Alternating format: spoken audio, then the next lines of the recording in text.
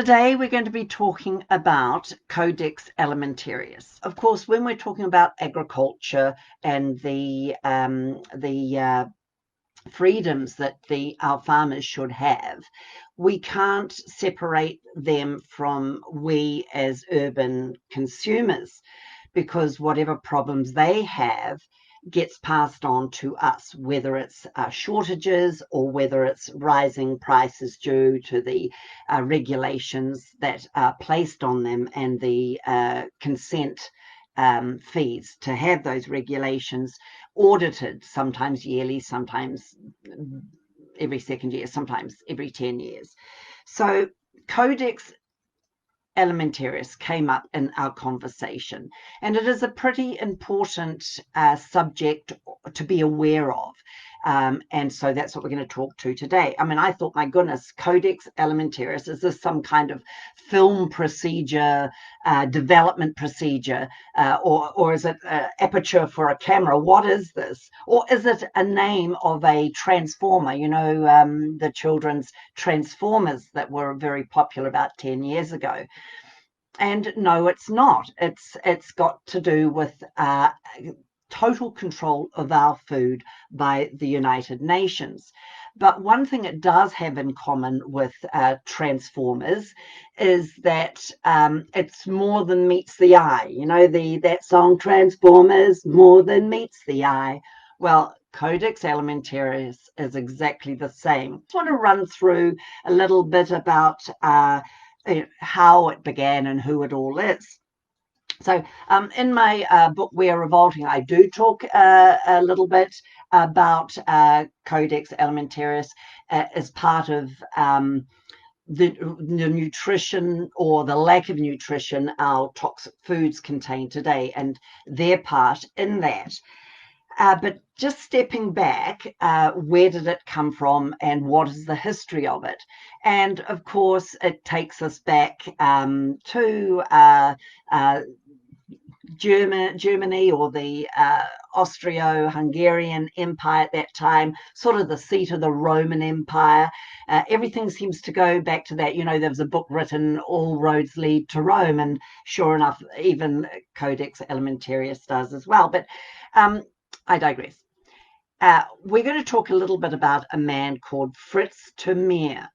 Now, he died in the 1960s, 1967, and he was put on trial during the Nuremberg trials. Prior and during World War II, he was on the board for IG Farben, and this company produced the gas that was used in the gas chambers in the concentration camps to kill, murder Jews, gypsies, anyone they deemed inferior or a real useless eater to the new regime. They also produced the steel for the railways to the death camps, and they also produced fluoride. They put fluoride in the concentration camp water to keep the inmates compliant. We don't want anyone rising up and querying anything, or having the wherewithal to put cognitive thoughts together to, rush the guards or really cause havoc. So fluoride in the water.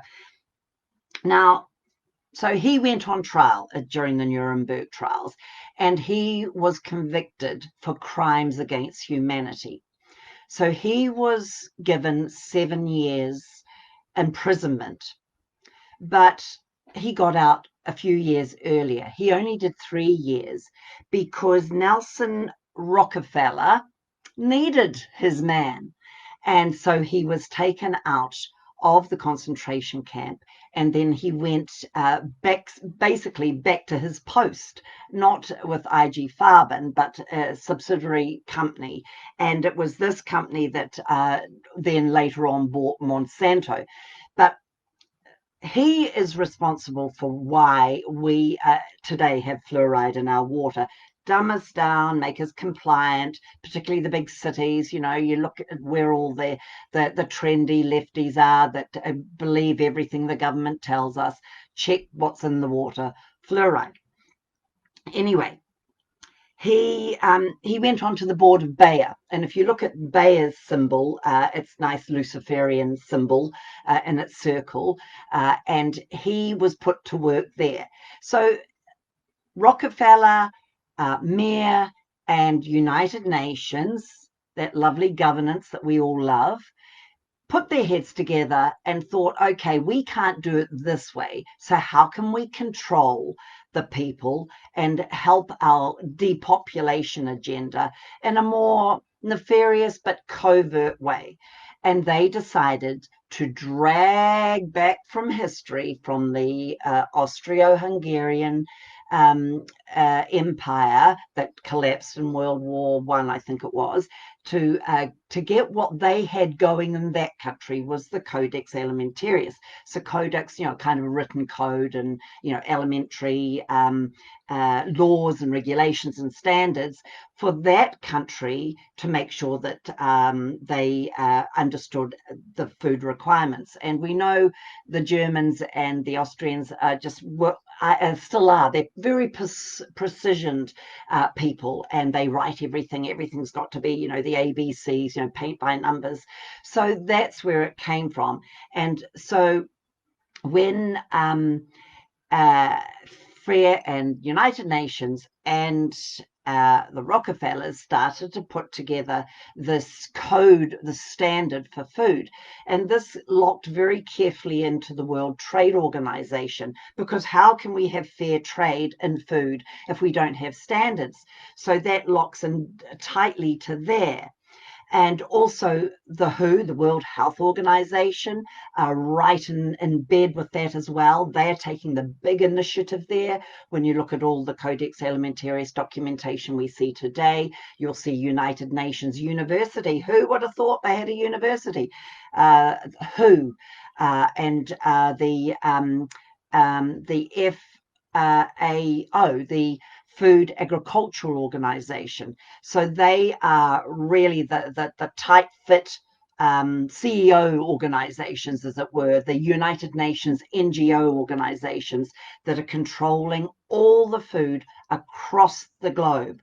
And they say it's voluntary. It's voluntary, but if that country has a dispute, a trade dispute, and they're not signed up members of the Codex Alimentarius Commission, it doesn't matter if they have got a case that is right, they lose the case, because if you're not a member, you lose the case. And this, I've got a few notes here because you know, like anything that the United Nations and the elites do, it is just so tangled and such a mess. You would be researching it for a year just to try and get a feel for it all. But this is something important here. The World Trade Organization, you know, that is international trade, so that comes under international law. So we, as sovereign individuals, we are inherently free. If something is not forbidden, it is permitted. Now, I have here my little show and tell item today, container here of saffron. Now, we know saffron isn't forbidden, so it's permitted. We can eat it. But Codex Alimentarius Commission says, and this is the international law, remember, it says what is not permitted is forbidden. And they're saying that this saffron, if it hasn't gone through their regulations, is not permitted. So it's forbidden. So under common law, this is not forbidden, and we can eat it. It's a nutrient, it's a food, we can eat it. Under international law, which is Codex Alimentarius, they say that this is not permitted. It hasn't been graded, and you haven't paid exorbitant amounts of money to be audited each year. It could have salmonella. It could have all sorts of nasty diseases. So this is not permitted. So therefore, for us, it is forbidden. And this is the way it's going to go forward as they control our food supply. And New Zealand is a founding member of the Codex Alimentarius Commission right at the beginning. I jumped online this morning and got onto our website, our government websites, and the PDFs and all the information. So you do that afterwards as well. We're just so entrenched. So it's not mandatory, remember, it's voluntary. But if we have a government that says, no, we're locked in, well, what does that do for us? It means we're locked in. Now, another very interesting thing with Codex Alimentarius, because here we go. Let me just see. They control everything. Let me just step back. Codex Alimentarius Commission. Remember that WHO and Food Agriculture Organization under the UN Hospice control it all. There's 188 member countries around the world that have signed in. It's not compulsory, but don't think there's any going to be fair trade for you if you don't join it. It's got one organization, which is the European Union. It's got 237 Codex observers. So they've got to check it all out. This is crazy high in bureaucracy. Crazy amounts of money are being spent to keep all this together. Your taxes and my taxes. So with our lockdowns and many businesses folding, don't expect any help from the government, because our money are going to Codex Alimentarius and to the UN and to the Clinton Foundation and to the Bill Gates and Melinda Foundation. Oh, it's all going there because they love us and they look after us. It's so kind. Anyway, 58 intergovernmental organizations. So we think we're a sovereign nation. They just haven't told us, actually, you're already globalized, New Zealand. You're gone. They just don't want us to know that yet, because we might get a rise up. We don't want to do that. We want to keep the people down. Also, 163 NGOs, a United Nations construct to have non-governmental organizations running all over us, 163 of those. And then, of course, 16 United Nations organizations. Codex Alimentarius has over 4,000 standards and conditions and regulations. So you can imagine the army of people needed and the committees that put all this together, and then it goes to the commission to be ratified. So they do everything. They have got standards on unprocessed food and semi-processed food and processed food and labeling. And the couple that have this company here in Taupo Electorate, they get their saffron farm audited, and they didn't put the amount of grams that this one has on the front. They had their amount of grams on the back label, but they were picked up for that. You haven't got it on the front. So, just crazy, crippling regulations that are totally controlling everything people do. And remember, international law, what the captain says, or that's admiralty law, law of the sea, what the captain says goes. And if the captain changes his mind, which he does every 5 minutes, you're always having to play catch up as a business or a company. Under common law, if there's no one injured, no one murdered, and no vandalization of business or of property, then there's no crime.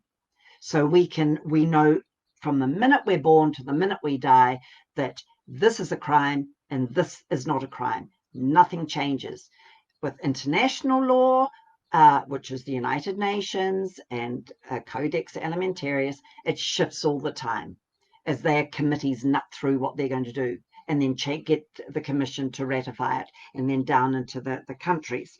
So they labeling, hygiene, additives, pesticides, imports, exports, certification, contaminants, and it's all risk assessed. And it goes on and on and on, from farm to fork, totally sorted. So, and I think the biggest area where Codex Alimentarius has majorly stepped over the line is when it comes to our vitamins and minerals, our nutrients, which of course we should be able to have whenever we want. But Codex Alimentarius has decided, because they've got their fingers big time into pharmaceuticals, so they don't want you well.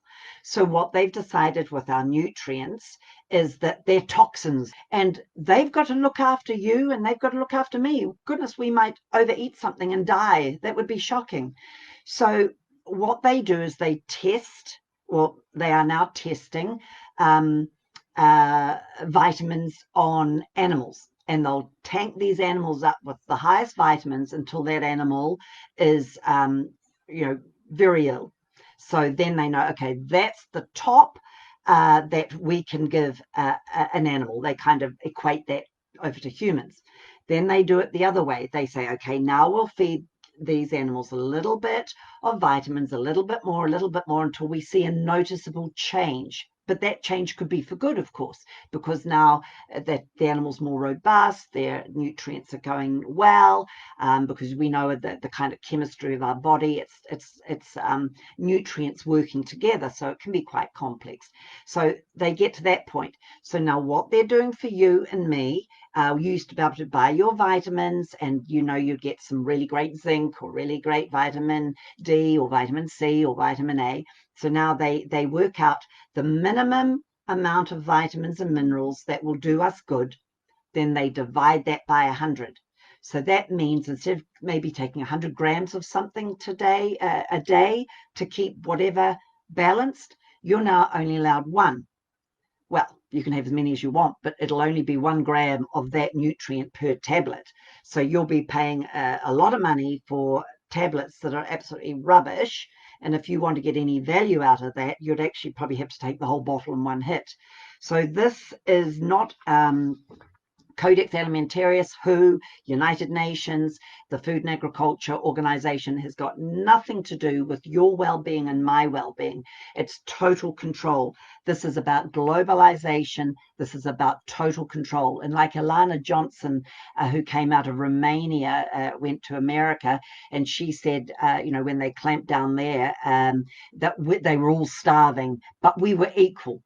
We were all hungry, we're all skinny, but we were equal. And this is what it's all about. This is all part of United Nations goal keeping, their sustainability and equity. And when you find some of these Codex Alimentarius documentations, they're cheeky enough to put the goals in. This is goal, it's achieving this goal and this goal and this goal. So they're just blatant the way they are producing it there for us. So this is the New Zealand Strategic Objectives in Codex for 2015 to 2020. So this is why we will struggle now to get raw milk. This is why we will struggle to get nutrients in a tablet form that of any value whatsoever. This is why our saffron farmer has to be graded before they can sell this. And this is why we very soon, if we're not careful, will not be able to have our own vegetable gardens in our own back garden.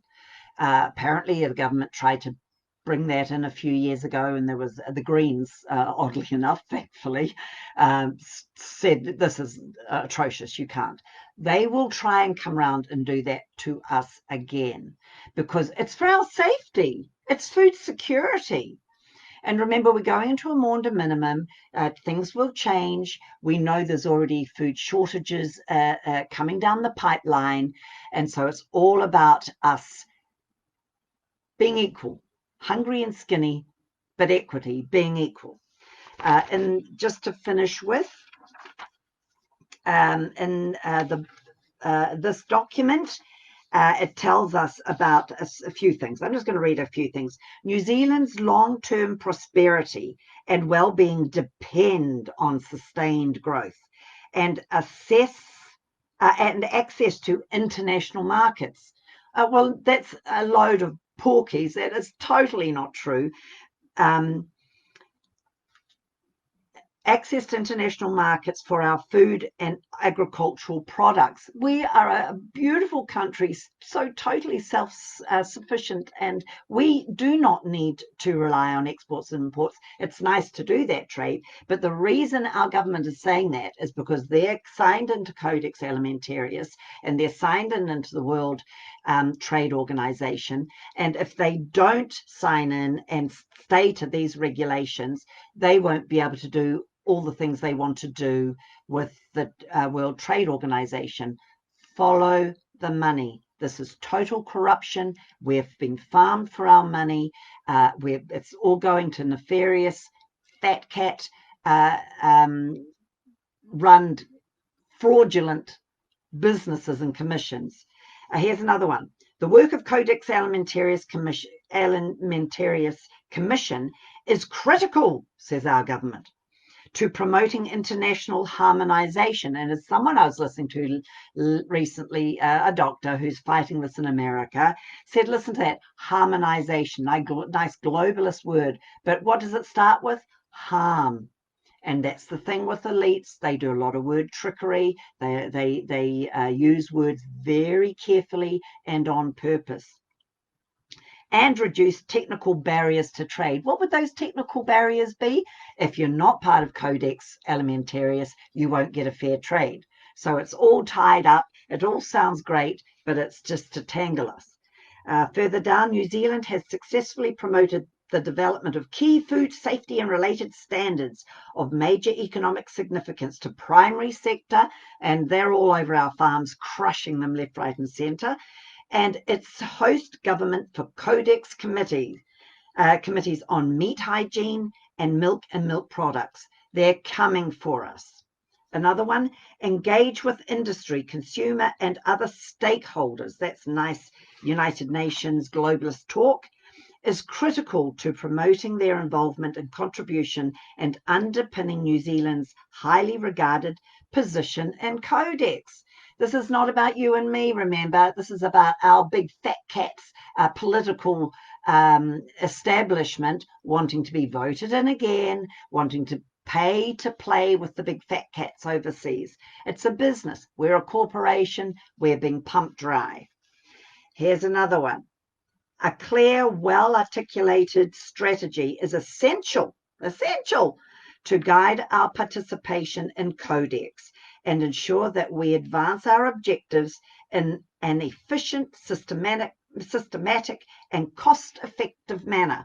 That's what our government says. So we've got about 15 Codex committees, and they'll be working out all sorts of little loopholes that they need to fill. Once they get that sorted, it goes to the Codex Commission and they ratify it. Our government says, yeah, we agree with that. And the only loser here is you and me, because we won't be able to go to our friendly farmer and say, hey, could I buy some saffron at your gate? No, you can't, because it's got to go through the Codex food risk assessment, and it needs to be valued, have that evaluation. What can we do? It is tricky. Leading up to the elections, I just said vote them out, but we're stuck with them for another 3 years if we get a fair deal. I think the last ones was rigged. The swamp will not let us go. They will not let us go. And this is the decade that we need to fight if we want to be free at the end of it for our children and our children's children. It's another really important part of that Agenda 21. This is what Codex Alimentarius is. It's a part of the Agenda 21. As my t-shirt says again today, I do not consent. We need to verbalize that. If we don't say that under the international law, that means we do consent. In the law dictionary, the International Law of the Sea, Admiralty Law, if we do not speak with our voice, it means we consent. So we have to rise up. We have a chance here, and this is our moment, but we need to be doing it. And don't think, I haven't got the energy, I haven't got the time. You do the little that you can. You remember, a pride of lions can be taken down by a swarm of flies. They just bite, and they can kill a whole pride of lions. Well, these lions are roaring around, seeing who they can devour. But I tell you, the elites, they've got no teeth. They've got no clothes, like, the emperor's wearing no clothes. The only reason they're about their nefarious business is because we haven't stood up and said no. So it's time. And we will see that they will flee. There's only a few thousand of them. We'll find out where they live. We can get up to their front gate and look them in the eye as well. So it's our chance. So it's not a big thing, but we just need to find that stamina just to do the little things that we can ourselves, and join with networks, join with people that also understand, who are awake and are prepared to do their little as well. Just discussion and sharing information amongst us, which is what I wanted to bring today with the Codex Alimentarius. Thank you again for joining me today. I really enjoy your company, and I'll see you tomorrow. Bye.